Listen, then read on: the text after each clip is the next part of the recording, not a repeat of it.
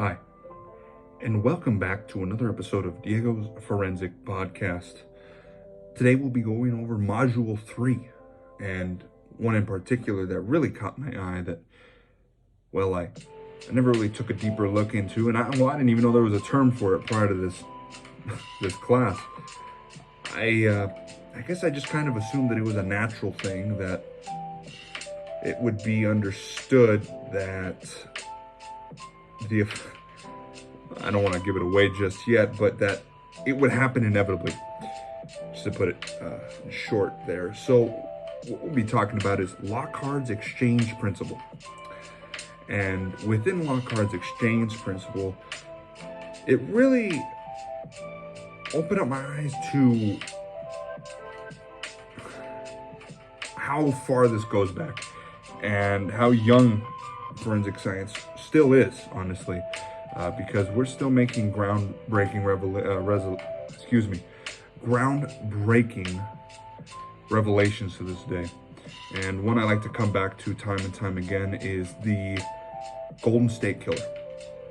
And that's actually the reason I chose Locards Exchange principle, because, well, we'll be going over that shortly.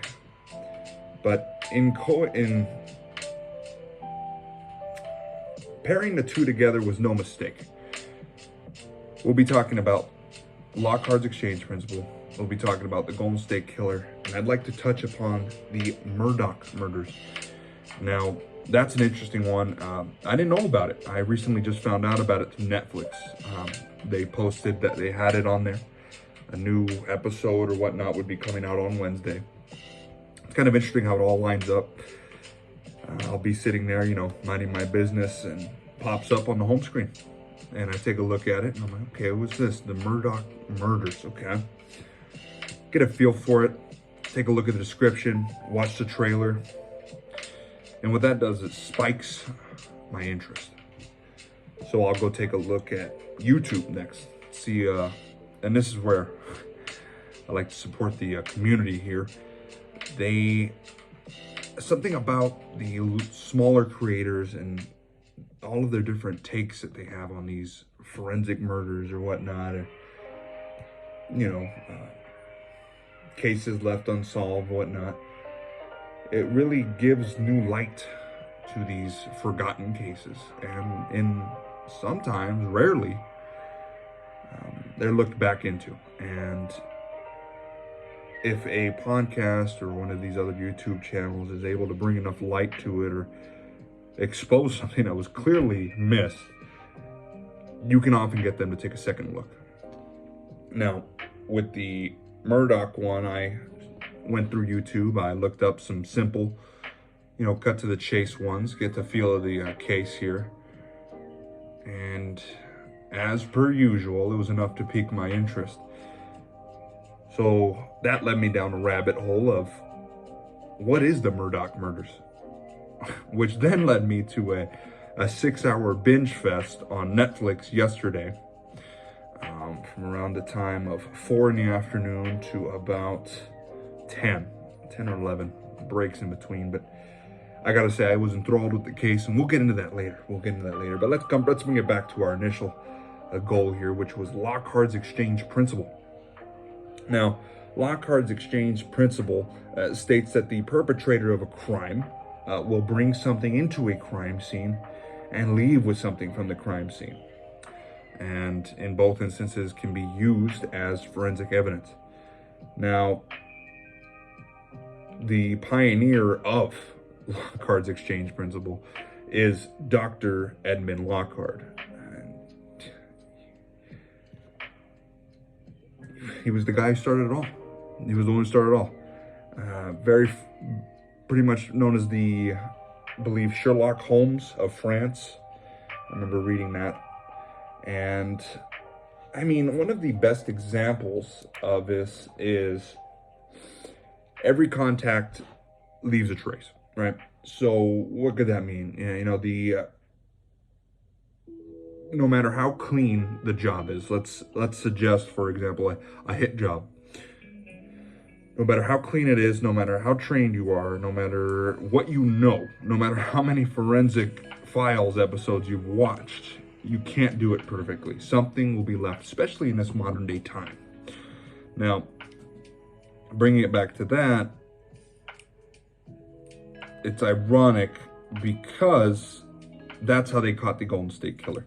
And not to keep jumping topics or whatnot, but the Golden State Killer, he would rape and kill his victims, right? Often attending a great story, it's not a great story, but a great example of this is he had gone to a town hall meeting where they were discussing what they were going to do about this Golden State Killer. And later to come out, he was a cop the whole time. Well, retired cop, but fired cop, correction. He was there, and a gentleman stood up and said, I would never let that happen in my life. I'd never let that happen in my family. Any one of you that lets that happen, you're not a man. And left it at that. And the Golden State Killer was in there. He was sitting in there acting as a normal person, concerned with the concerned with the community, even though the monster was amongst them. He sat there and he listened, and he followed this gentleman home, him and his wife. And later that night, he went in there and raped her and killed him, all to prove a point. Now, what I'm getting at here is he was sloppy. He would do whatever he wanted because back in the day, they didn't have the best forensics. Now, he was doing this, I believe, in the 70s.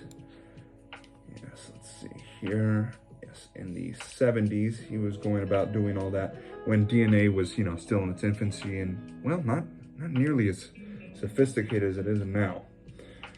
Now, he's only pleaded guilty to 26 counts of murder and kidnapping, and he's admitted to 61 crimes against other people. And what really brings it down to this is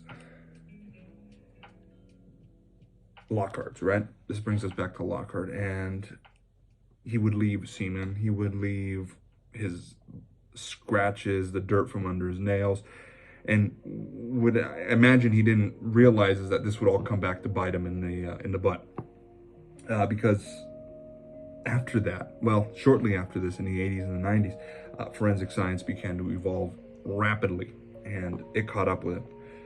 Not only did they preserve all of the samples from the original murders and crimes, but they locked them in a safe and they kept them in the evidence room, hopefully later to be diagnosed and find out who could this be and possibly determine who it was. Now, it's an interesting story for how he was found.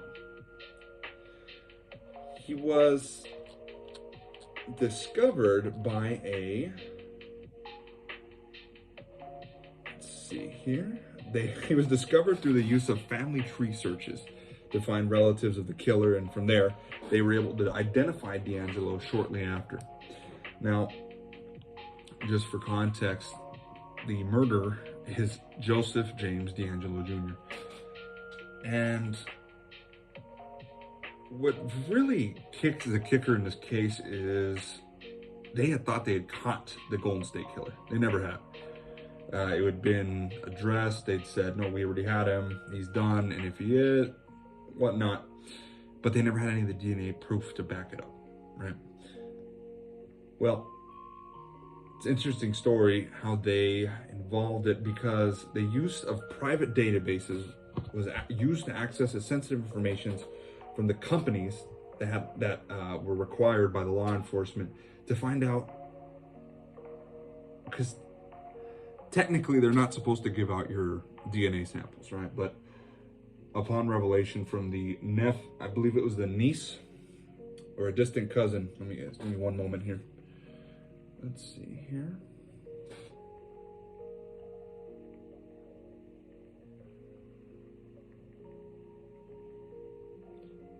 So they had found, when he was arrested originally, after everything was done, Prosecutors had said that the family tree searches used to find the relatives of the killer, and from there had identified D'Angelo. And shortly after that, a detective had confirmed that the investigative team had uploaded semen from a rape kit to develop a fresh DNA sample that had been uploaded to GED Match. And what this did, what the use of GED Match was used for, was to essentially give an open, free platform for people who may have thought that they may have been related to them, track it back to their heritage. Let's see here. But what was interesting about this case was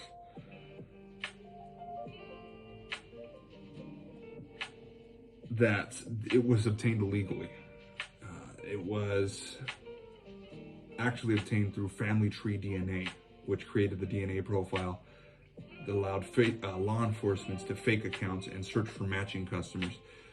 So he was caught through a DNA base, and a lot of shady stuff along the way. But fact of the matter was, Locards Exchange came into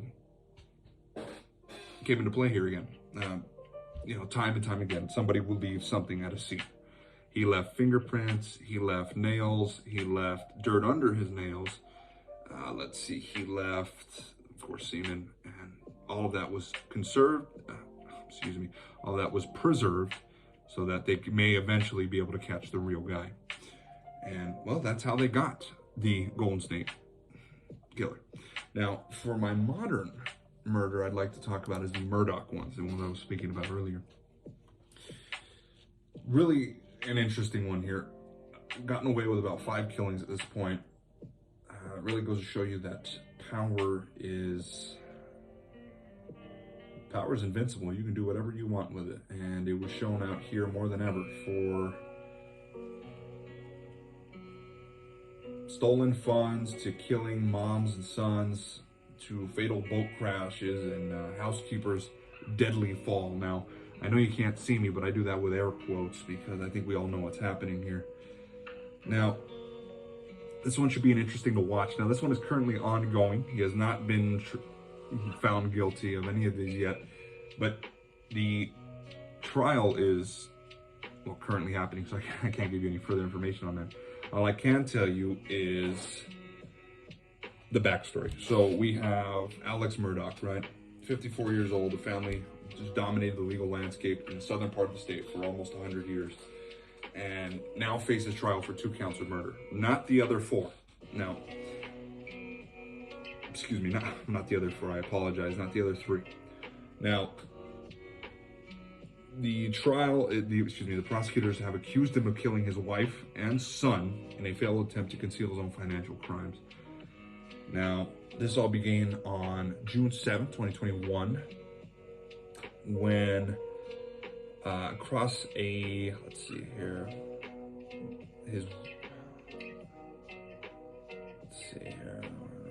they had received a phone call regarding the death of his wife and 2 sons after they were shot to death. Now, a sense of mystery had always been enveloped with this family as more than a year passed without suspect or motive identified.